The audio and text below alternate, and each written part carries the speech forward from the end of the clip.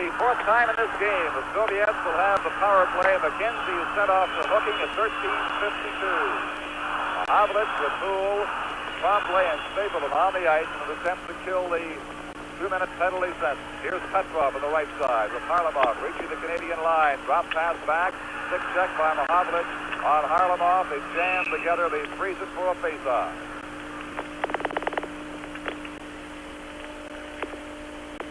We have 5 minutes and 52 seconds to play in the period. It's 1-all.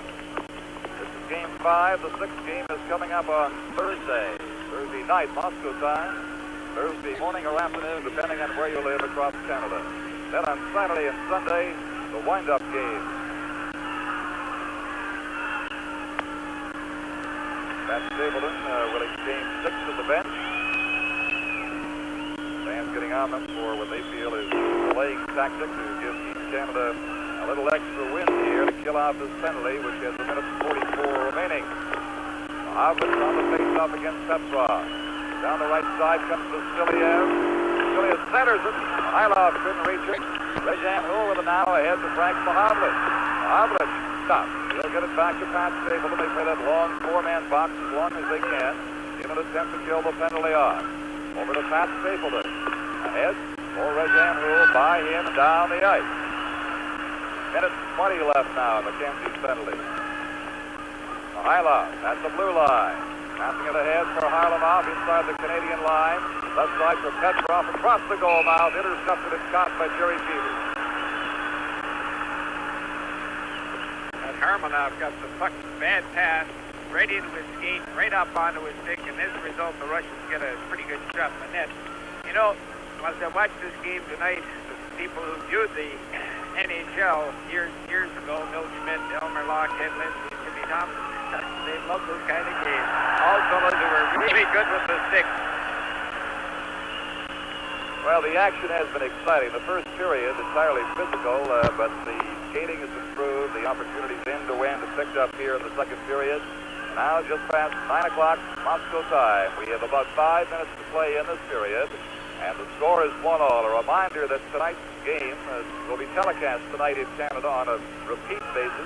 For those who missed it this afternoon live, check your time in your area, and the station that will be carrying the replay of this 5th game of the Canada-Soviet series.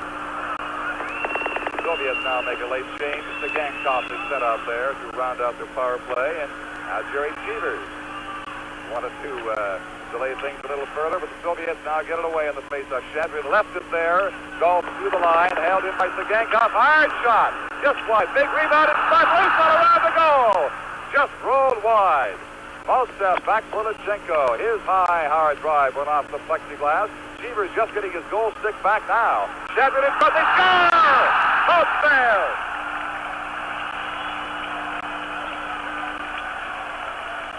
Watch the Russians sneak in behind here. This is the key. See him come in? The man in the top of the circle. He's the fellow that has to come in and pick him up. There you see Cheevers get his stick. Now watch this, how they eliminate Stapleton. Now they've got JC in front. The pass goes through the crease. Someone has to pick that man up. It's a pass that Russian play works extremely well. The only way to stop it is the man on top come back and pick him up. Maltsev from Shadrin at 15:04 on the Soviet power play. Well, McKenzie is in line for hooking. And the Soviets now lead 2-1. Your return goal scored by Alexander Martin, number 10. Assist Vladimir Mikulov. Here it comes again. The shot that Cheevers had no chance on at all. All right, now back to the live action here in Moscow. 2-1 for the Soviets. Smith digs it out to Webster. Off the board for Mike Walton. Walton swings inside the Soviet line. Stops the pass to Paul Henderson. He couldn't hang on to it. The Russian team comes back in center ice. Schmier takes a long run at number 19, Shadrin. Over on the left board. Shadilov across the blue line. A weak shot handled by Jerry Cheevers. Smith for Webster. Webster out for Henderson. Henderson now swings away at center ice with Mike Walton. Tom Webster back to Walton. Oh, he couldn't get it over to Webster. Went off the skate of the Soviet player Shadilov. They clear, but Webster keeps it in there. A bump against number 21 Shadilov. Now finally Lebedev with it against Henderson. He can't work it free. The Canadians now putting some pressure on the Soviets in their zone. Golfed out to center ice for Lebedev. He lost it there to Schmier and now to Henderson. For Walton. Walton side up. Jedrick comes away on the left side now with Lebedev. Rick Smith contained him. Walton comes up with it. Gets the puck to Webster. He shoots it across the ice and down. And Team Kennedy is called for icing. 3:40 remaining. You know, on that goal, the second goal of the Soviet series, Chivers had just recovered his goal stick after the big pileup of the previous play. He had to retrieve it from the Meshow. It was just getting nicely settled. The puck came loose on the left side, and they popped it in. In this type of game, you can't take a hooking or an interference or a silly tripping penalty. There's the one that's killing them. That's just what happened to Team Canada. The players were cautioned against that by Billy Harris. McKenzie had a couple in Vancouver, now here the one in this game today, and he'll be giving his second thoughts, I'm sure, as we go the rest of the way with 3:25 to play. In the Soviet zone, the USSR bringing it out.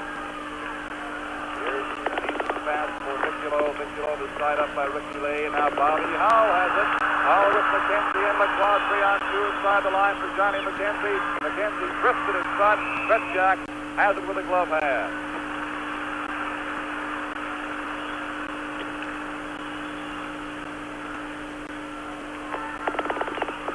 3:07 left now. A 2-1 game with the Soviets lead. Maltsev has both their goals. Gordie Howe for Canada early in the second period with the only Canadian score so far. And McKenzie wants to skate over and ask referee Suzuki something. Suzuki from Poland speaks quite good English. Now he settles into the face-off and tipped back. Picks up to the Soviet Union at center ice. Cross the line is Vicula. The net was ruled offside.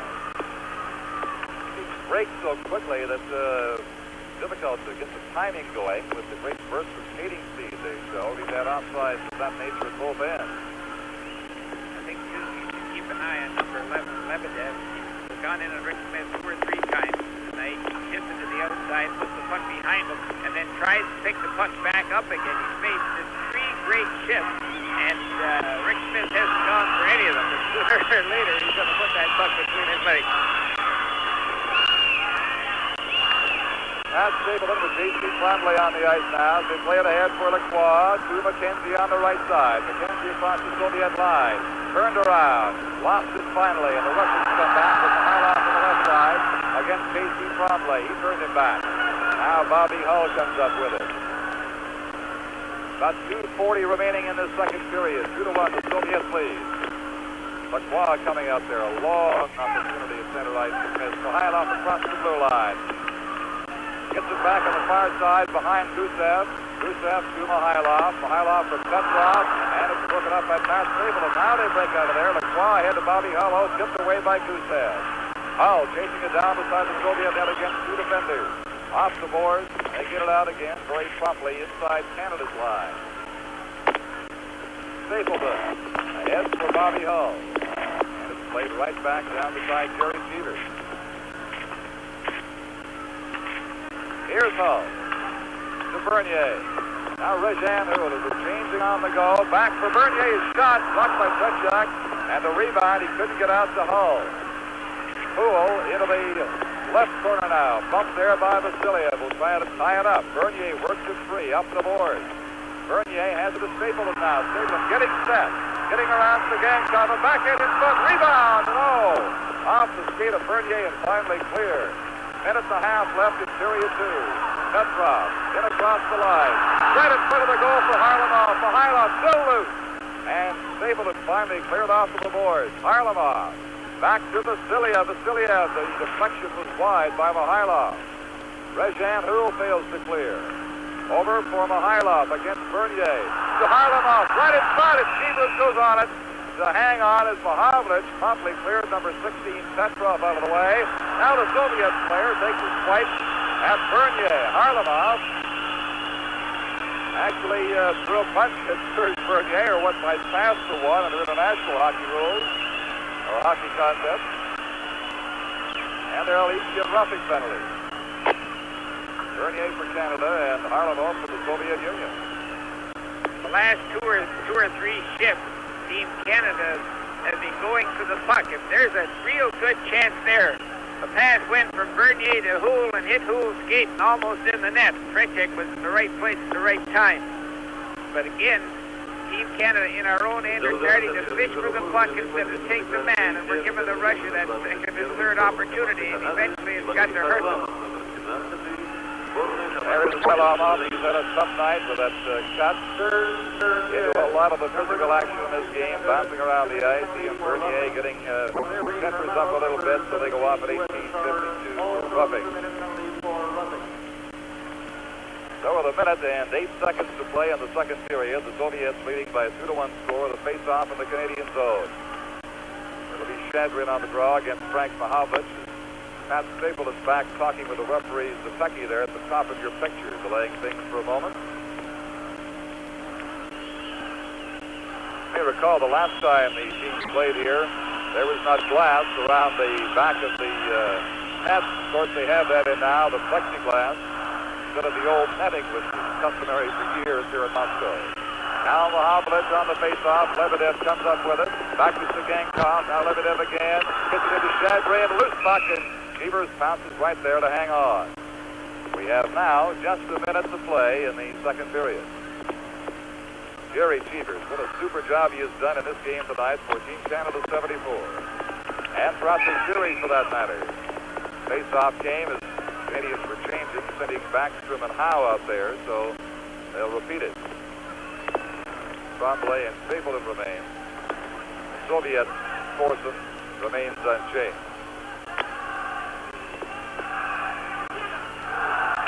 Playing five-a-side. Backstrom on the face-off. Shadrin looking for it with Lebedev. Shadrin back to Segenkov. His shot was wide as Cheevers was screened on the play. Gordie Howe waiting, getting it around to Pat Stapleton. Now to Backstrom. Stapleton. Did not make a play, gets a second chance, and gives it to Ralph Backstrom. Both playing cautiously. Five-a-side, a minute and 20 seconds. No, 30 seconds it is. 30 seconds remaining in the period. The penalties have the longer time to go. Here's Lebedev. Oop, Backstrom got a piece up, but he carries on, and now Stapleton finally makes the check. Pat Stapleton. Fire for Gordie Howe. It's called offside of the Soviet blue line now with just 11 seconds to play.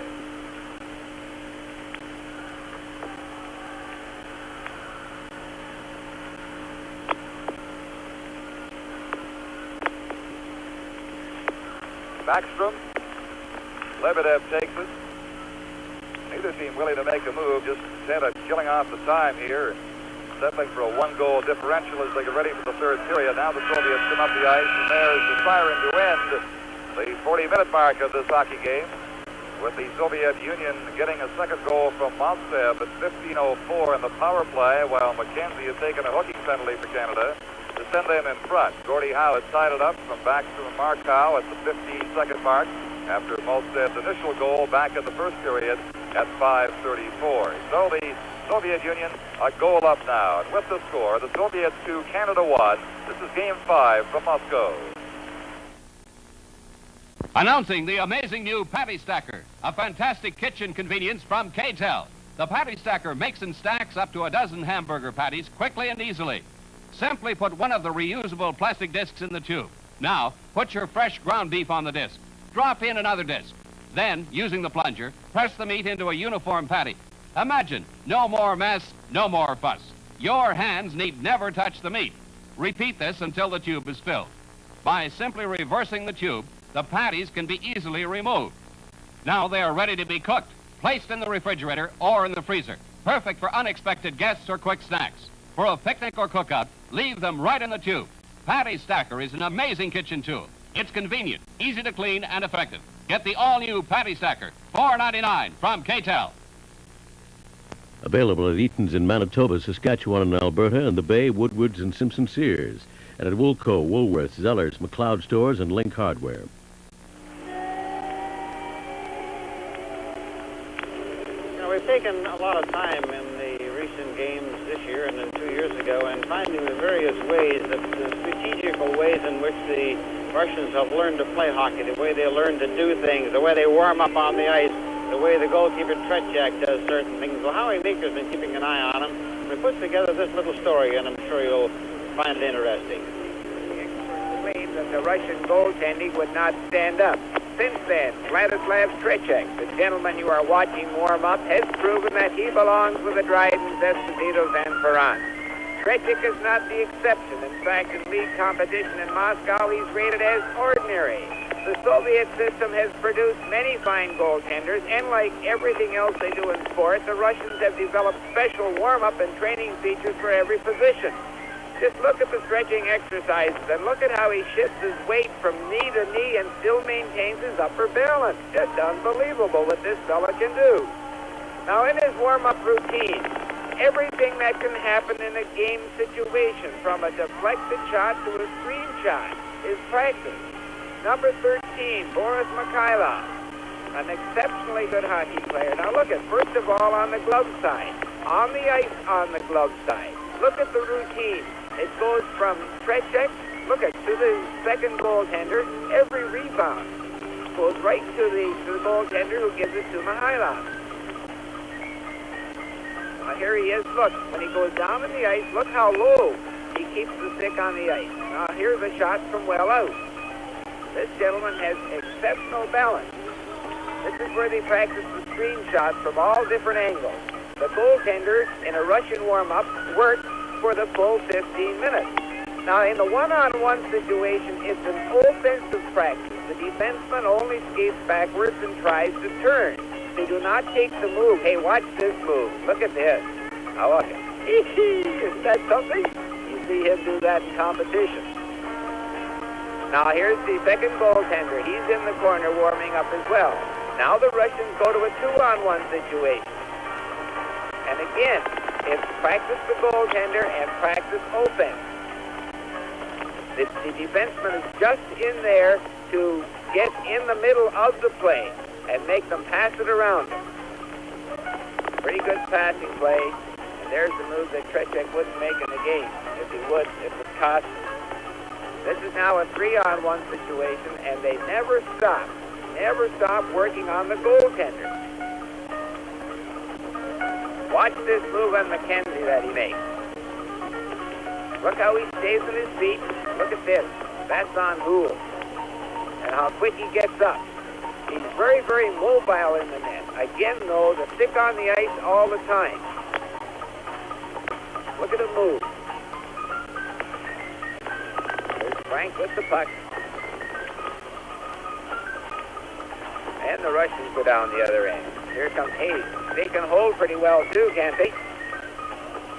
Now, here's where he moves out on McKenzie's shot. Look at this. Read the situation. See how far he was out? Now, watch this top left-hand corner. You leave just a little too much for that big Gordie Howe, and he puts it in. Well, our goaltenders, as good as they are, can improve their game performances if we warm them up properly. And, oh, yes, we can learn something from watching the Russians perform. That's the story of how Tretiak became the great goaltender that he is. And I think it's just one more dimension that the Russians have put into the preparation, because that didn't happen in 100 years. It happened all in the last 25 years. So there are many things you can learn there, particularly you minor league coaches who might have been taking notes of some of the things Howie was pointing out. One of the things we've always wanted, of course, was to meet this Summit Series. And the other thing we wanted to do was to not only get back into international hockey, but get back into international hockey at the Olympic level. Now, Lou Lefebvre, the director of Sport Canada, is here with us, and the question that we have, Lou, is are we going to, will we, can we, how do we go about it, and all the rest of it. The whole country would love to know. Well, I think, John, let me start off by saying, yes, we want to. Yes, I think we will, and I think it will be in 1976. I think that the situation is right, given the European position vis-a-vis Canada at the present time, given, I think, the International Ice Hockey Federation's willingness to have us back in.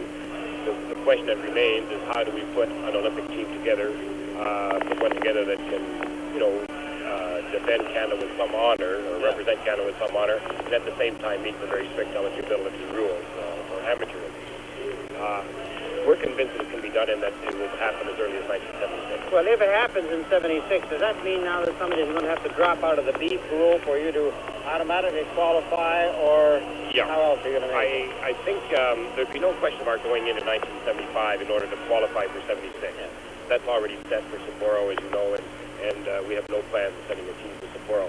It means that someone, Switzerland or whoever, would pull out in 1976 in favor of Canada, and we would take whatever place they have in the draw and play it from there. And have you any idea what kind of a team we would have? Would it be a strictly amateur? Is that why these college coaches are here, or what? Of course, it has to be a strictly amateur team, which really means the nucleus probably has to be the student national team, strengthened perhaps with whatever available juniors we have or whatever available seniors we have who could meet the eligibility criteria. Take that junior team they had out in Western Canada that played against Team Canada 74 in that exhibition series. Had a couple of players, because they would have lost the players that turned pro, and they would do well for you. Yes, I think if you can break up the major junior A schedule, as you know, this will happen in February of next year, and that comes right smack in the middle of the schedule. So there are an awful lot of mechanics to be worked out. I think the WHA have to sit down and decide how they're going to approach it, as well as the CIU, in order to get the students available. I think it has to be a mixed team. But it is going to happen. Canada is going to be in the Olympic hockey tournament in 1976. Johnny, you've been around international hockey and Buddy Ahern as long as I have. Nothing could be that definite that no one is going to come out and say, yes, we will be there. Let's say that everybody is working positively towards ensuring that it will happen. I think that's as definite as we get. But the prospects are there. The prospects are excellent. All right. Lou, you know, somebody, and I was speaking to Anatoly Tarasov here just yesterday. I've never seen him look so good. And, you know, I was delighted that he made it to the Hall of Fame. And we took some film of him. He wasn't there, of course, but the reception. Freddie Shiro paid a great tribute to Anatoly Tarasov as he made the Hall of Fame. And we'd now like to go and have you see that story. Great job. Honored guests, inductees, this is indeed a pleasure for me to be standing here today honoring a great man, Anatol Tarasov. Some 30 years ago, the road to the Soviet national team was in its first stages. Something like a road in the forest. The distance seems not too long, but it's quite easy to lose one's way. Lucky for Russia, and lucky for the world, a great leader emerged to lead the way. That leader was Anatol Tarasov. He was a great hockey player. He also played in the first international competition, and his coaching record is unique. It'll probably never be duplicated. His teams were known for their precise and determined play and their adherence to the academic style. In 1967, that's when I became a disciple of Tarasov, when I read his book, Road to Olympus. And I consider it the greatest book ever written on hockey. I must have read it 1,000 times, and every time I read it, I learn something more. And I think Anatol Tarasov was very much instrumental in helping the Philadelphia Flyers win the Stanley Cup.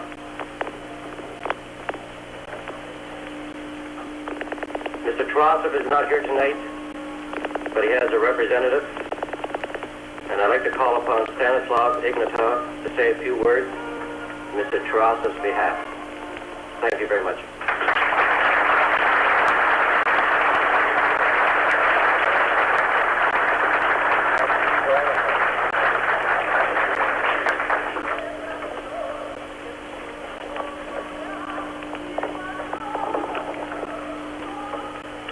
Mr. Chairman, Mr. President, distinguished guests, ladies and gentlemen, this is my privilege and great pleasure to stay here together with you and to receive, on behalf of Colonel Anatoly Tarasov, this high science of his membership of the Hockey Hall of Fame.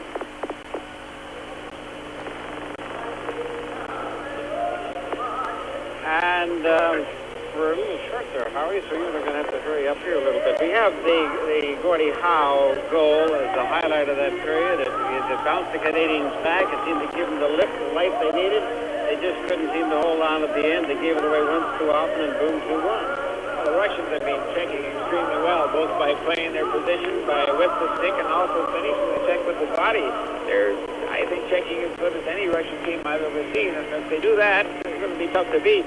However, Team Canada has had one or two good scoring opportunities, and I kind of think we're lucky to be within one goal at this point in time, and 20 minutes of hockey can get us. Here the puck goes into the corner, and you'll see Canada come up with the puck. Poole has been playing extremely well. It's over to Howe, and Howe puts it in. And it's not too often you're going to stop Gordie. He took it on his forehand, just standing behind the net, brought it around in front. Here you'll see the pass go in behind the net, and he brings it so quick from his forehand to his backhand that Tretiak never did make the move. And that's Mark Howe who creates the loose puck. Gets it to Backstrom. And he just guns it to Gordie. You'll see Gordie stick the stick behind. Now look at how quick he comes across. Eludes the stick, tucks it in. The thing that's been missing is that kind of a three-way passing play. Our players have not been doing that. I don't know whether it's because they simply haven't had enough time to do it, lack of familiarity. But that kind of a goal there we've seen all too infrequently throughout the series, and particularly that kind of play tonight. Normally, when we hit like this, we control the corners. We're not controlling the corners. The Russians are. They're taking the check and either beating us to the puck or sending someone else in to beat us to the puck. They've had the puck, I'd say, 80% of the time. We're either chasing the puck or chasing the player with the puck all night long. If we can come out and get it into their end and get two fellas in as quick as we possibly can and put a little pressure on them, I think we might get something. But getting those two in there seems to me to be an over-anxiety because one or the other is going offside. We're taking far too many offside. Well, we're coming out of our end ahead of the puck. This is one thing you can't do in international hockey, Johnny. You can't come over that blue line ahead of the puck, and we're doing it. And the Russians are blocking the wings. So the wingers, are launched out of taking a pass. They keep on skating, or we throw it to them hoping. Okay, Howie, and at the second period, the score is the Soviets 2, Canada 1. This is Game 5 from Moscow. Attention, sports journalists. Well, this is a series for sports fans. We got a combination of sports fans here with us from somewhere in Canada. Where about you folks from? From Vancouver. And your name? Ivan Kramer from Vancouver, North Vancouver. Did you buy that here? I traded that for a Canadian flag. My name is Fred Chatham, and I'm from Edmonton. How about you? Jim Clark, I'm from Calgary. Kaparuski, good time. Ken Ronalds from Vancouver. Hard to get these hats here. Listen, where you people been seated? Towards the far end with Way up in the 3,000 rafters. people. Is that right? And so you had to come all the way Over here. Was it tough? We fought the entire Russian army getting here. How you like the game so far? It's a little early to tell. Great game. We've got to check a little Lot of tougher. fun? Little tougher. Great group of fans. Terrific. Yeah, a lot of fun, though. And Russia, great hospitality. You've been behaving yourselves in... Oh yes. But the Russians are even better. All right. Great hospitality. Great, nice to have you with us. Have a good time, and now let's go back out there onto the ice as we go upstairs with Don Chevrier and Howie Maker. All right, Johnny, and I, for the life of me, don't know why those fans are wearing suits and jackets. It's 75 degrees here in Moscow, and a little warm in this rink tonight, too. Billy Harris now has his team a goal down with 20 minutes in which to make it up here at the Sniffy Stadium in Moscow as the USSR leads by a score of 2-1. Maltsev has both their goals. Gordie Howe has Team Canada's goal, and the shots on goal reflect the tremendous edge in play the Soviets have enjoyed in this game. 19-8 is the total after two periods in favor of the USSR. In fact, it had not been for the outstanding, and I really mean outstanding work of Jerry Cheevers, the Canadians might well be out of this game at this stage. Tretiak at the other end, who is so superb in Canada, has not had a great deal to do, but has handled the 2 or 3 real dangerous scoring opportunities, save the house shot that has confronted him tonight. And now here's Maltsev as we begin third period play, as they are a man short from the penalties near the end of the second period. The double penalties, there are 40 seconds remaining, and those are race for it. Cheevers wins for Maltsev, gloves it open net, shot it wide. Cheevers was 30 feet out of the goal. And finally, it's cleared back to center ice and down to the Soviet blue line. Luchenko up to Maltsev. He has been outstanding. He and Houle collide. Houle sweeps in for the puck, drives it down to the right corner. Vikulov in there against Mahavlich. Passes right in front to Gamecock. Now about 10 seconds to go and those double penalties. At the blue line, Houle goes for a tumble against Maltsev. Stapleton digs it around the boards for J.C. Tremblay. And now Tremblay starts out. For Houle, too far. The penalized players are back on the ice. Harlamov and Bernier, the team's at full strength. Houle centering it out. Nobody there. The Soviets pick it up. Vikulov sends Harlamov away with Maltsev 2-on-1. Over to Maltsev. Oh, and he went too far. As Stapleton goes sliding into the end boards. Tremblay works it down the ice. Finally, it slides with Houle chasing it into the Soviet zone, and they're now going to make a player change in the second minute of this third period. Don, you make a fundamental error anywhere in the rink. The Russians take advantage of it. It's just amazing the way these people turn a disadvantage into a here's look at pass just under his stick. A little off the heel of his stick, goes under his stick. Cheevers is down trying to make the save. Back live now around that Canadian goal. Here's Mikhailov getting a chance. On the board. Howe is pumped. Schmier comes in to help him out. Takes over with the puck. Howe is holding Harlamov's stick and didn't let it go for about 5 seconds. Now in center ice. Number 13, Boris Mikhailov. Up to Valery Harlamov. Harlamov across the blue line. Sweeping in is Mikhailov for the pass. Now here's Gusev over his stick. Too far from Petrov. Mikhailov dumps it in front and Schmier picks it up. The Soviets just a step behind. Some great scoring formations in front of that Canadian goal. Pass for Howe. Batted down by the stick of Gusev. It is offside and they'll face off just in front of the Soviet blue line. The Russians are pulling quite a cute trick. Team Canada are picking up their wings and going in deep with them.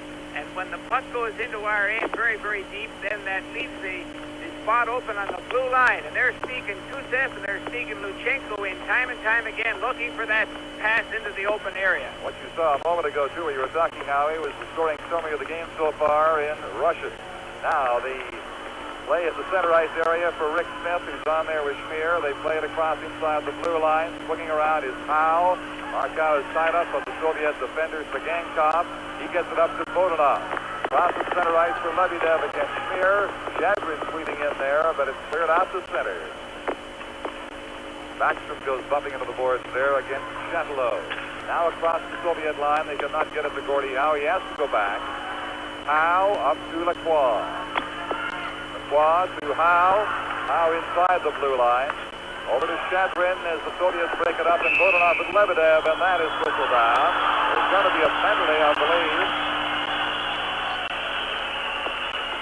to Andre Lacroix, who is protesting quite vehemently to the referee, Zepecki. But Lacroix is going off.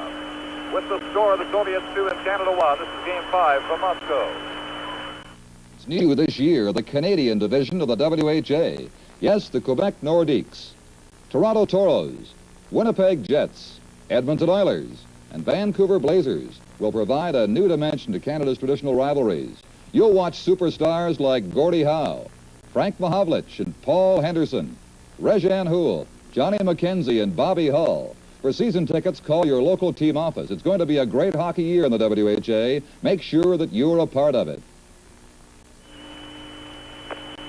Andre Lacroix goes off for slashing at the 2:46 mark of this final period. The Soviet power play is on the ice once again for the 5th time in this game. And they have 1 goal out of it, their second goal by Maltsev on the power play. They lead it 2-1. Zagankov now has the pass broken up by the big end, Frank Mahavlich, who swings away from him back into his own zone. J.C. Tremblay to Pat Stapleton. Now ahead from Mahavlich. He bats it inside the Soviet blue line. Luchenko takes over. Up to Maltsev. Undoubtedly the Soviet star of this game. Maltsev across the blue line. Dropping it back on the right point. Here's Zagankov. To Luchenko. Winding up for the shot. Rebound. Great save by Cheevers. Houle in behind his goal. Into the corner. Golfs it down the ice. With a minute and 10 seconds now remaining in the penalty to Lacroix for slashing. 7th Canadian penalty of this game. Here's Bigelow against Stapleton, but turned away, and they win some more time by shooting it back down the length of this Winnipeg Sports Stadium high service. Zagankov. Backstrom almost stole the puck from him. Slowed him up, but he gets the long pass too far for Bigelow. Now Stapleton off the sideboards, down behind the Soviet goal again, with 40 seconds to go, and Andre Lacroix's penalty. Harlamov now starting out, number 17, with Petrov and Mikhailov inside the line. For Mikhailov, the pass behind him. Harlamov gets it back to Gusev at the point. Gusev has a slot in front for Petrov. Oh, and he shot wide and high, as he might have had Cheevers beaten on that play, as Cheevers made a move to his left. At center ice, Backstrom goes to a tumble there. The Canadian bench outraged. No penalty has been called. Here's Gusev carrying on. The shot is caught by Jerry Cheevers, who'll stop it with 9 seconds left in the clause penalty. But the entire Canadian delegation, the players, the coach Billy Harris, and 2,500 fans left to their feet, and now misconduct has gone out to Ralph Backstrom. The referee did not call the penalty, but has called the misconduct for Backstrom for arguing about it. The Russian taking dead aim, and Cheevers coming out as he should have. The Russian had no alternative but to shoot the puck, and Cheevers again played it right. The man has just been sensational tonight. A 10-minute misconduct to Ralph Backstrom comes at the 4:37 mark of this third period.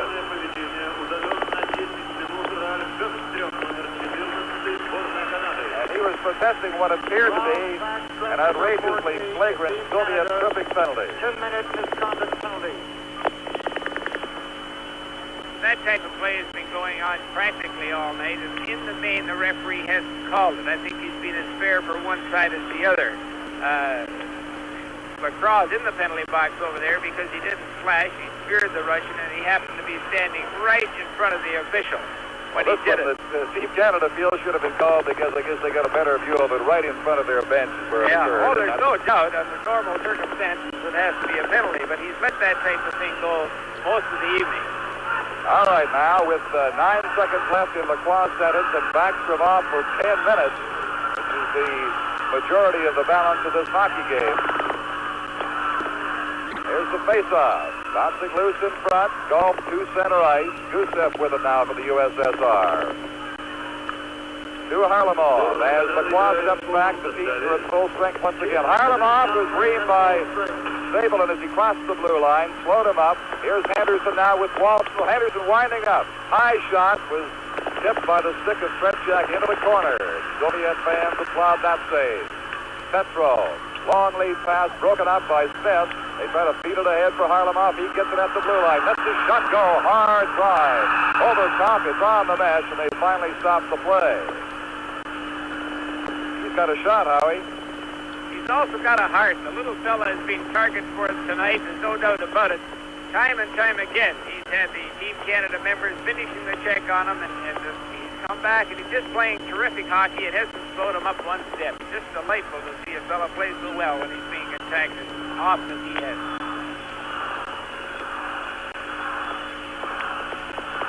Well, here's that great shot, and now as we get back to the live action here, the Soviets at center ice, losing it to Paul Schmier. Over on the left side, Henderson could not get around Zagankov. Into the corner goes number 21, Yuri Shatilov. Plays it around on the near boards for Bodanov. He could not clear. Kept in by Smith, who was jacked, and then he swung his stick around and caught the Soviet player Shadrin on the side of the face, and the official was away over in the corner and did not see it. Although it may have been very accidental on Smith's part, a reflex action as he was getting up from a hard check, swung his stick around and caught the Soviet player. This is the problem when the official is as lax as he has been tonight. It's pretty tough what to call. Obviously, under normal conditions, the Russian charging would have got the penalty. Smith didn't hear the whistle blow, and he took what he thought was an unfair blow, and he come around and swung his stick. I just kind of think Team Canada's losing their cool a little bit. We've been the attackers most of the evening and have been giving it and receiving it as well. But when we're on the receiving end, we just can't continue to take stupid penalties. I think they've called a penalty to Shadrin on that. I will have to wait for clarification, but they've got the gate open at the penalty box. And Shadrin is going to get a 2-minute penalty. So they saw what he did and chose to ignore what Rick Smith did in the way of retaliation. Let's see who gets it now. Shadrin is heading across the ice, number 19. There's Here the it is. check. Here's Look the at check. that. He boarded him. Obviously Plain charging old-fashioned from boarding. behind. He took a long time to blow the whistle. This is what made it think this going to get the penalty. Okay, so Team Canada now has the manpower advantage. They've got the hull line with McKenzie and LaCroix on the ice. Mark Howe and Paul Schmier, the lone defender. Canada trailing 2-1 here, reaching the 6-minute mark of the third period in Moscow today. Bobby Hall at center ice across the Soviet line. Around Zagankov, right in front. Loose, and they couldn't get the shot on goal as Hall worked it in front. McKenzie and LaCroix couldn't make a play. Now Maltsev. He was stopped by the speed of Paul Schmier, and Mark Howe has it. Howe leading it from McKenzie up the right side. Jams it down against Luchenko. LaCroix with McKenzie, digging it back for Schmier. Schmier had it blocked by Maltsev, but contains it there, maintains his balance, gets it to McKenzie. McKenzie out to Bobby Hall, winding up, blocked by Zagankov. Hall again in front of the goal, and hop past LaCroix's stick.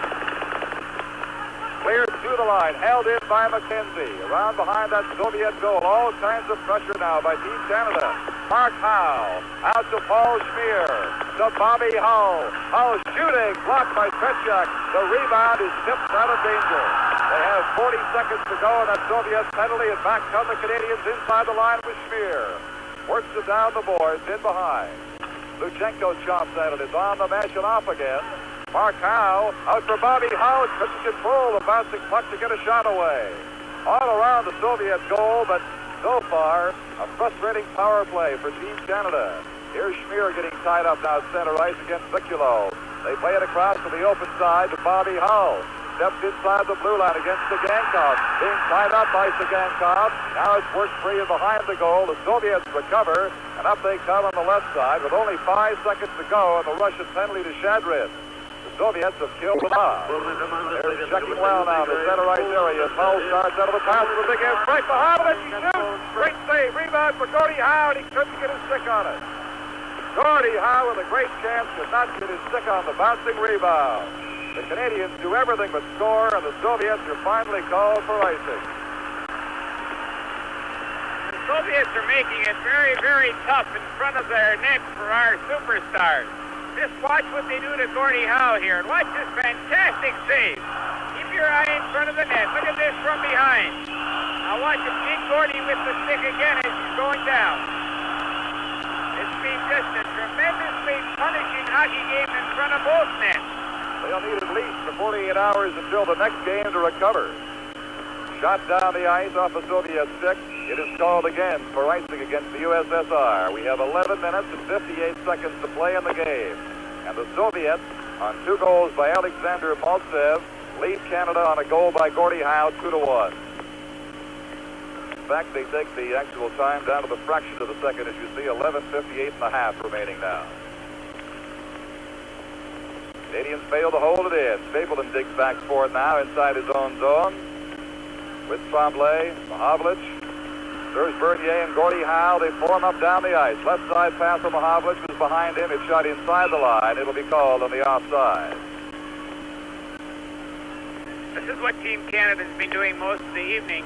The Russians are picking up the wings extremely well, and we're running ahead, and we're forcing the puck carrier, as Stapleton just did there, to Mahavlich to make the pass. The Russians intercepted.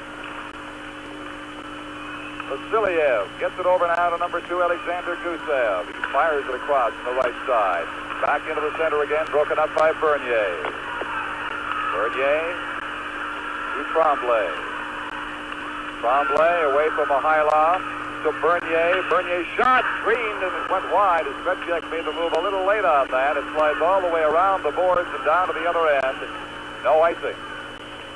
Matt Stapleton tries to leave it for Bernier. Mihailov steals and digs it out in front. Bernier, and it rolls. As he was trying to cradle the puck into Cheever's arms, and it rolled just wide, and finally Cheever did come up with it.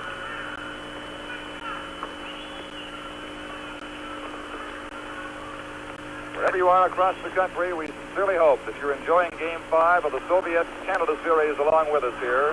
The 15,000 spectators at Luzhniki Ice Stadium in Moscow. Among them, close to 3,000 Canadian supporters. Now here's Rick Smith beside his own goal. The Canadians trailing by a goal near the midway mark of this period.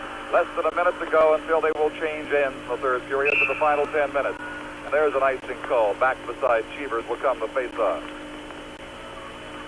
As a matter of fact, these Canadian fans give Moscow the look of Grey Cup week, Howie. In fact, I've seen Grey Cup weeks that were quieter. Well, they certainly are livening things up here tonight. It's just a pleasure to look over where the Canadian people are sitting and see all kinds of color. From the face-off, Schmier into the corner, works against the Soviet player Lebedev. He digs it out, and the shot goes wide. Round to the left point. Kept in by Shadlow for Bodanov to Lebedev, and he couldn't relay it for Shadrin. They form up again now. Shadrin got taken down.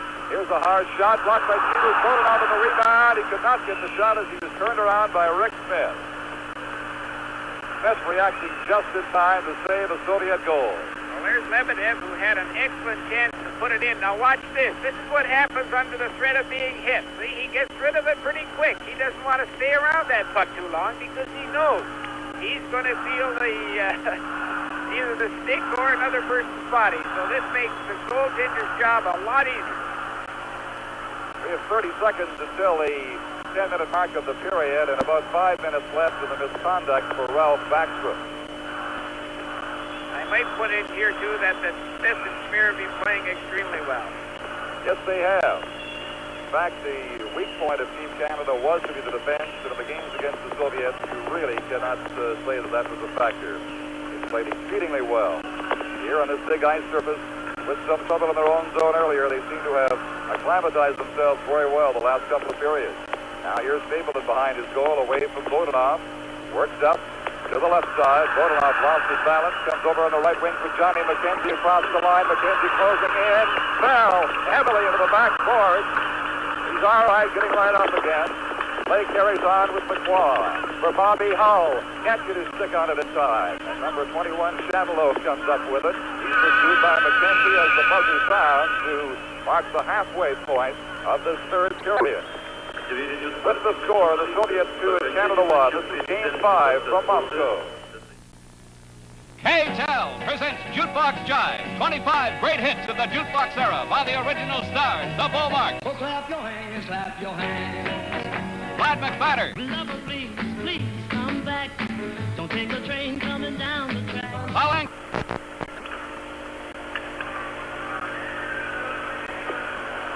This is Don Chevrier with Howie Meeker and Johnny Esau back at Luzhniki Sports Stadium in Moscow as we get set to the final 10 minutes of the third period of this fifth Soviet-Canada game. The Russians ahead by a 2-1 score. Tremblay loops a soft shot that Tretiak handles easily. Turns aside to Yuri Tierevich. Vikulov on the boards being checked by Bobby Hull. A hard fast drive high and was caught just in time by a somewhat startled Vladislav Tretiak. Hull has scored so many goals in this series from about that point on the ice. The left side, the quick release that he has. He's got 6 goals overall. He leads in scoring so far. Here's Juan out behind the goal, getting it out for Tremblay, and he couldn't get a direct shot on goal.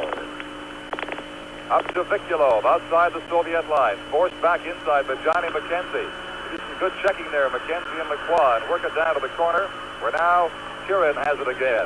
He leads a pass up at center ice for and Easton over to Vikulov across the line, stopping in there to make his play. Now getting set, shooting, a nice shot wide. In front for Maltsev, a tremendous play. No one there to relay it for the USSR. Bobby Hull at center ice chasing it. Chopped down by Lacroix. Hull was trapped offside, and they'll face off. A little under 9 minutes to play in the hockey game. And they'll make line changes. Selwood and Lee coming out now. Line with Rejan Houle, Serge Bernier, and Frank Mahoffis.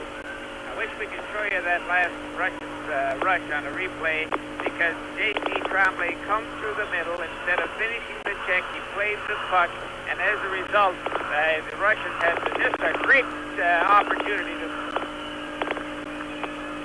All right, now here's Selwood.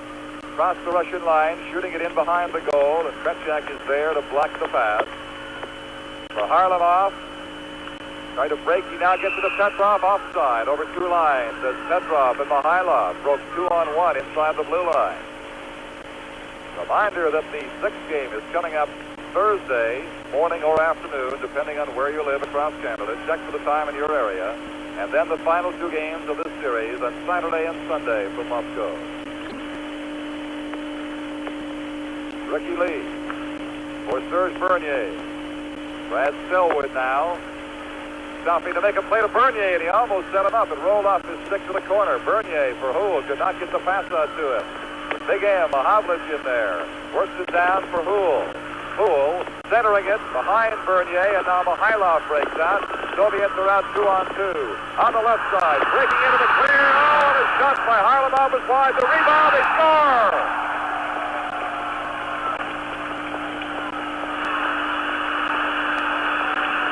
With both teams checking so well, this eventually had to happen. JC a moment ago had a great try at the other end. Now watch the Russian defense move up as you've seen all night. And look at this guy make the move. Could have had the goal himself. Just a great play. It comes off the boards, and who picks it up? The Russian defenseman, and puts it in. Goal was scored by Gusev. The Russians lead it 3-1 now. That goal coming at the 11:48 mark of this 3rd period. 3-1 for the Soviets. Team Canada now has a big job ahead of it to get back into this 5th game. Here's Lebedev at the Canadian line. Wings around behind the goal against Ball. Sailed it out, and Bodnow could not get the shot away. Rick Smith against Shadrin. Shadrin wins it. Smith goes down, waiting for the pass out. And it's picked up instead by Paul Henderson. Henderson with Tom Webster on the right. Across the line, Webster trying to break in. Went down. No call as he tripped over the Soviet player, and the Soviets get it back to center ice on the stick of Lebedev. Now Bodanov stopping inside the blue line. Caught by Henderson. Puck goes to the boards. The Gankov trapped it there. Henderson digs it out to Mike Walton. Walton trying to feed Webster. Rolls it across the Tretiak, and he holds on. They have 7:11 to play, and the Soviets lead now 3-1 on Gusev's insurance goal at 11:48 of this 3rd period. Soviets has a pet play when it's obvious that Team Canada has lost possession of the puck in their zone. And the Soviet defenseman goes into the corner to pick it up. Watch for that long pass right from the far corner to the Russian standing up here on the red line. They start away lightning fast. Just amazing. Gordie Howe trapping it, but not for long as the Soviets break quickly again. Anisis with Vicula did not make the play, and now Frank Mahavlich will turn and come back for Team Canada center ice. Cross for Howe, couldn't get it to him. J.C. Tremblay works it away from Vicula across the blue line. Then he lost control. Here's a chance in front of the goal for Markow, and his shot was forced over top. The Russians are checking extremely well in their own end, and I think the only way we're going to get a goal is to move our defense up as quick as we can. There's lots of open space, but they're picking up our forwards, just so very, very well. Well, Boris Dragon must be happy. He still doesn't show that he is with that 3-1 lead. Pat Stapleton over to Gordie Howe. Mark Howe and Frank Mahavlich is offside.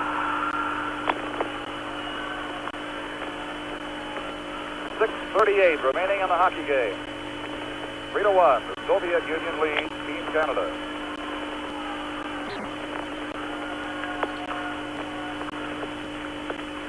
Stapleton. J.C. Tremblay with Mahavlich and Markow. Inside the line for Mahavlich. In front, Tretiak blocks that. Tremblay carries on, gets it to Howe. Howe cannot make the centering pass out in front. And Stapleton keeps it in at the blue line. Soviets now gains control. Anisin over on the left side for Sagankov. Up the boards to Maltsev. He could not control the puck, and now Gordie Howe sweeps it forward beside his own goal. To his son, Mark. Off the boards for Tremblay. Tremblay ahead to Markow, and back they come, 3-on-2. Here's Howe inside the line, shooting it, and a glove save. The rebound is loose. In behind for Howe. Howe still with it, can't get it in front. Gordie Howe got taken down. No penalty called there by Sapecki. Howe was hooked in front of the goal. Back comes the Soviets. Across the line is Anisa stopping. Mahavlich breaks that up, and Howe just dumped Malchev going by. And then Malchev trips the Canadian player, Mark Howe, and they finally whistle played out. Both things were ignored, and now Mark Howe is going after the Soviet player in front of the penalty box. But the referee ignored both those flagrant infractions at this end and one at the other end, and may have this game getting out of hand on him. Well, it's been threatening to erupt all night long, and he has to call some of those penalties, some of the time. Otherwise, you're going to have what happened to Gordie Howe. Obviously a penalty up in there, but he's been letting that type of thing go all night long. But Gordie then skated right by him and just decked the Russian, who was really looking the other way. Malchev, yeah. He gave him a dandy, and Malchev was nowhere near the puck. Then when Malchev was lying on the ice, Mark Howe went by, he tripped him. Here it is, right here. Coming down the wing. Just watch out well. There's a great save there. Look at the puck lay loose. If Frank Mahavlich had been skating a little harder, he thought Tricek had the puck in his glove and stopped skating. When it popped loose, by the time he realized he'd be home free, by Tricek and put the rebound in the corner. Here's Howell, and a shot goes wide. McKenzie goes in after it, can't come up with the puck. Rick Smith on the boards, down to Johnny McKenzie over his stick. Now Gusev gets away from the check from McKenzie. Hull to McKenzie, out in front for Lacroix. Bobby Hull now as they put some pressure on. For Johnny McKenzie, McKenzie out in front again. No relay. Hull couldn't get his stick on it. Paul Schmier keeps it in. The Soviets now moving out to center ice. We have 5 minutes and 9 seconds to play in the game. And the USSR leads by a score of 3-1. Vasiliev to Mihailov, into Petrov at center ice. He couldn't make the play to Harlamov. Now Harlamov bats it across. Into the corner. Bobby Hull trying to slow the play down. Can't win the puck. Back on the point for Vasiliev. Loose in front. Smith for Canada. He can't get it out. Here's the shot. And oh, gee, it was a great save. As Mihailov was attacked from behind. Six going high in front of that goal now. Oh, and Schmier took down the Soviet player, number 13. Still no penalty. Real wood chopping out there, Howie, and they're not calling a thing. Here is Johnny McKenzie to Bobby Hull. Hull lost the puck behind him, was bumped by Vasiliev. Vasiliev and McKenzie against the boards. Vaschenko, they finally move it out with Petrov. Rough, tough hockey here in the third period in Moscow. 4 minutes and 10 seconds to play. Here's Lebedev now. To the Canadian line. Stopping in there as they're changing on the go. Out to Chagrin. He can't get it. Over to Vodunov. He shoots, and it's just off the glove of Jeevers wide. Rick Smith behind the goal. Canada has the moments when they sag inside the blue line and get a rest up there as the puck goes into the crowd. But unbelievable use of the sticks out there. I just wouldn't believe it unless I actually saw it. I've never seen such rough, tough hockey and nothing being called. Look at this. Just watch what's going on. It is unbelievable the stick work that's going on, and let me make it clear. By both teams. Right. By both. It's just hard to sit here and figure how an official can let this type of thing go. Well, it's certainly not part of hockey. Hopefully it's the last game in the series. Mr. Sapecki will work. Here's Trombley with a body check in the corner. Now Stapleton now chasing it with 3:44 to play in the game. And the Canadians down by 2. Now he's going to call a penalty against Vodunov, who hooked Matt Stapleton. And believe me, it was the mildest contact we've seen in the last 2 minutes on this ice surface. But there it is. So the Soviets will be a man short. And that is only the, let me add them up here, fourth Soviet penalty of the game. Only thing you have will go back to this. There's the hook right there, and certainly, as Don just said, there's been almost unlimited stick swinging and spearing going on out there and charging from behind, and he calls the cheap hooking penalty. It just doesn't make sense. Just thought he had to do something. Yeah. You have to go back to Jeevers. He just played so very, very well all night long. But for his great play, we'd have been out of the game a lot sooner than we were. 3:39. You see the time remaining here. As here in Moscow, it is just past 10 o'clock at night. The Canadians looking for a late rally now with a power play to get back into this game. Pat Stapleton to center ice. Feeds it ahead for Webster, breaking in. Oh, and he couldn't get the shot away as the puck wouldn't lie down. It's here, Tretiak. Webster has scored some outstanding goals just like that in this series. Now, back at the Soviet blue line as they try to slow it down. They'll play it down the ice. Cheevers stopping it for Pat Stapleton. Minute, 25 seconds to go on the Soviet penalty. Stapleton across to Mike Walton inside the blue line. Walton back for Stapleton off the board. Lets it go. Loose in front. Webster makes a move and then can't get the shot away as he was tied up by Sagankov, and down he goes. The Soviets clear at the length of the ice. 1 minute, 5 seconds now. Kolagan looking concerned as the Canadian power play forms up again at center ice. Here's Webster across the blue line shooting. Good save. Rebound. Tretiak slides away out to hang on. About 2:38 to play. There's a good save here by Tretiak, but look at this great move by Walton. Goes for the puck, and instead of going into the Russian goaltender, certainly got up over top. Just a great maneuver.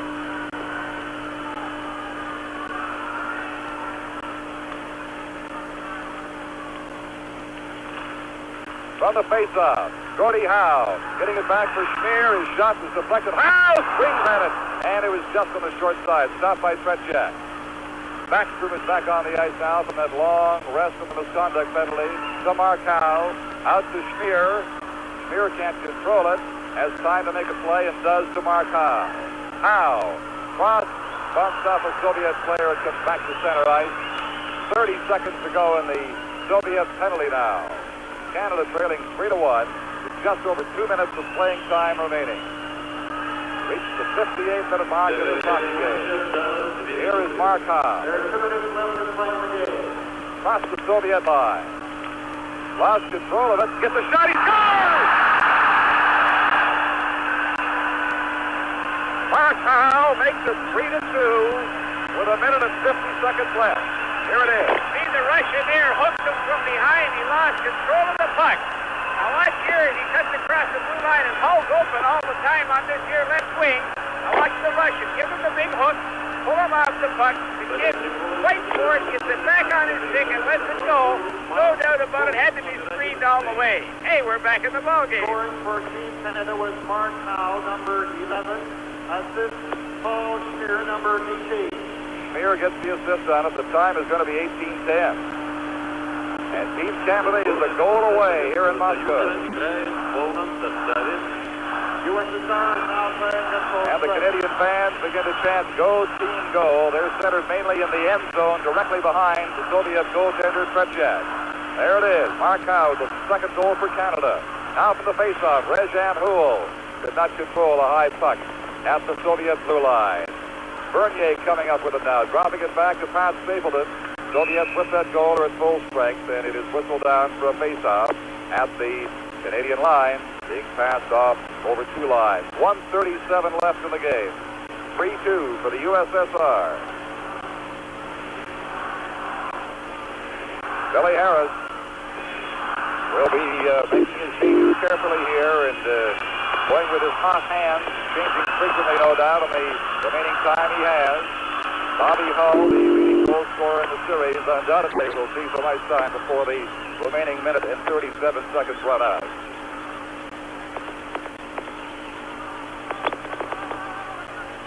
Remember, Game 6 coming up on Thursday. Check for the time of the telecast in your area.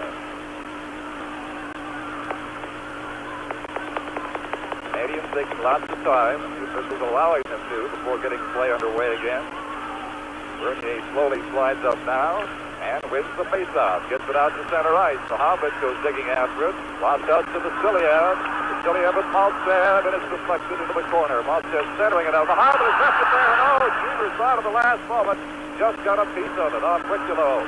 Poole can't clear. The Soviets with pressure now. Here's Vikulov across in front for Shadrin. Back to Vikulov. Being watched by Trombley. Turned around in front of Shadrin. He shoots. And the save made by Jerry Cheevers with 1:11 left in the game. There again is the reason Cheevers that the Canadian team is even in this game. Now watch him read the situation here. He knows that the Russians can only shoot the puck. There's Canadians on either side of him. So he comes out as the Russians gaining control. As a result, the puck hits him. Really didn't have any room to go in unless he rung it in off the post. 3-2 the Soviets lead. Rick Smith now works it up to the left board to center ice. Spear going after it, leaves it for Bobby Holly's on the ice now with McKenzie and LaCroix, but here's Piccolo coming back against Rick Smith, shooting it. Saved by Jerry Cheevers. Another outstanding save. 55 seconds left now as Bobby Hull winds down the left wing against the Gamecock. It's deflected off the boards into the corner. LaCroix taken down by Shadriv. Now Maltsev. Past Hull. Gets it across the left side for Luchenko and back to Maltsev. Maltsev trying to kill some time. 35 seconds left now. Soviets go into a defensive shell to try to kill off the remaining time. And back to two Gamecock in their own zone. They shoot it back to center ice for Maltsev. He sees Piccolo. He's alone against Smith. Going in on goal. He was stopped by Smith. There's no penalty on the play. He slashed it going in and it wasn't called. He's got 15 seconds left now. The play at center ice. Cheevers is out of the goal. They've got 6 attackers out there. Only 8 seconds left, though. It's behind the goal for Paul Speer. Got to get it up there in a hurry. On the right side, sailing down the ice. Just 2 seconds, 1 second, and he's all over. The Soviet Union holds on to post a 3 victory over Team Canada 1974. In a rough and at times vicious hockey game here in Moscow tonight. Maltsev put the Soviets ahead in the opening period. Then Gordie Howe tied it up in the second before Maltsev's second goal sent the Russians out of period 2 ahead 2-1. Gusev made it 3-1 at 11:48 of the third period. And then Mark Howe from Spear at 18:10 of this period gave the Canadians a final chance of tying it up. They were never close after Mark Howe's goal. They're shaking hands now, and I'm sure they'll be feeling bruises and cuts as they get geared down and await the 6th game coming up on Thursday night right here in the Luzhniki Ice Stadium in Moscow. With the final score, the Soviets 3 and Team Canada. This is Game 5 from Moscow. Something very special for Canadian hockey fans in the WHA. The Quebec Nordiques, Toronto Toros, my own Winnipeg Jets, the Edmonton Oilers, and the Vancouver Blazers are all in one new division, the Canadian division. That means we'll play more games in Canada against our Canadian competition. Add that kind of fan interest to what you'll see from the rest of the WHA, where high-round draft picks and prized European and North American editions have made all teams stronger, and you'll know why season tickets are really moving. There are still some good season tickets available, but you'll have to act quickly if you want to be part of a great league, not only this year, but for years to come. Call the team ticket office in your area right now. There'll be someone there to answer your questions and deal with your requests. Join the WHA. You'll have a lot of fun. See exciting hockey, and you'll find it's something the entire family can get involved in. I mean, we've already proven that, haven't we, people? All right there, Bob. Here he comes. Don Chevrier with Howie Meeker and Johnny Esau here as the crowd files out, having witnessed a real rough one tonight, Howie. There's no question about that. I think the Soviets did just an excellent job of containing some of our big superstars, Bobby Hull, Frank Mahovlich, and Paul Henderson. These are the fellas that are going to have to get us goals if we're going to get any at all, or if we're going to win some hockey games. And tonight they were just dominated by the great checking of that Russian hockey team. All right, Howie, and now we're getting set to go down to Johnny Esau with Jerry Cheevers. Thank you, Don. I do have Jerry Cheevers with me, and it must be a very tired Jerry Cheevers. I don't know if you ever had to play a tougher game than that. Jerry had to hold him in there for so long, so early, but it was just a sensational night for you and the club, and yet still missed by only one. Well, you know, we've been out for 7 days, and, you know, the time adjustment and all that, that's a factor, definitely. But we come back a little stronger in the third period. I think this is probably the toughest game of the series for myself, definitely. They're an excellent hockey team, and I think we're a little stale, and if we can be that close to being stale, then, you know, it's going to be a super series. Yeah, I think the word stale is a good choice, or a good description there, because it seems that so many times when they're getting those three-man breaks, that there was either one or two going offside, which is generally a sign that you've missed something in 7 days. Yeah, it's timing and concentration and all that junk. You know, we've been traveling around, and you know, I don't think those the games against the Finns and Swedes were really, you know, that they weren't that good of hockey teams to really make us, get down for this series. But I think tonight's game certainly did, Jerry, you've had a groin injury, and I noticed in that first period you had to reach that top corner 3 times or 4 times, which is usually when you hurt that groin. Did it bother you tonight? Not really. I mean, you don't think about it out there. It's a little sore, and I know it's going to be sore tomorrow. But a groin, it's something you have to play with. That's all. I mean, as long as I got assurance that it won't get worse, then I'm going to stick in there and play. It's just some part of the game. You had the 4 games at home, but did you feel a different attitude amongst the players as you came into this rink for the first time? No, the guys were as up as much as we were anywhere. We knew how important this game was. We have to win no less than 2 games in the next 3, and it's going to be tough. But they did it in 72, and we certainly have a chance here in 74. Jerry, I want to offer congratulations to you. It was one of the outstanding performances of the series, and there have been so many, but yours is particularly outstanding tonight, and we congratulate you on behalf of all the sport fans watching all across Canada. Of course, the millions here in the Soviet Union, and those, of course, in the United States where you're playing. Thanks, John. Thanks very much. Jerry Cheevers, who has been the Canadian Outstanding Player, and now thank you, Jerry. Good luck, Johnny. Let's go back upstairs to Don Chevrier. Okay, the Soviet Outstanding Player of the game was Alexander Maltsev, who got 2 of their 3 goals, and of course, unquestionably, Jerry Cheevers was the outstanding star for Team Canada in this 3-2 loss to the Soviet team tonight. Well, that's the story from Moscow, then. This is Don Chevrier, on behalf of Howie Meeker and Johnny Esau, saying good night from Luzhniki Stadium in Moscow.